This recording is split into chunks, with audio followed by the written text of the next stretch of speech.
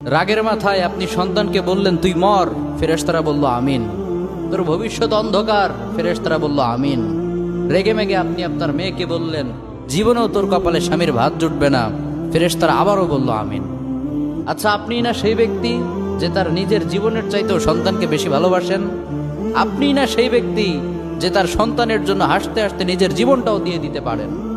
আপনি না সেই ব্যক্তি যে আল্লাহর কাছে নিজের চাইতেও সন্তানের জন্য বেশি দোয়া করে? তাহলে কি করে নিজের হাতে নিজের সন্তানের এত বড় ক্ষতি করতে পারলেন? Doesn't make any sense. Common sense বলতে কিচ্ছু নাই আপনাদের? আপনারা কি জানেন না আপনাদের রাগের মাথায় বদদোয়া করাগুলো ফেরেশতারা আমিন বলে? দাওয়াতুল ওয়ালিদ আলা ওয়ালাদি, বাবা মা তার সন্তানের জন্য যেই দোয়া করে সেটা ভালো হোক কিংবা বদদোয়া হোক, আল্লাহ সেটাই কবুল করে নেয়। এজন্য খবরদার, নেভার কার্স ইউর চিলড্রেন।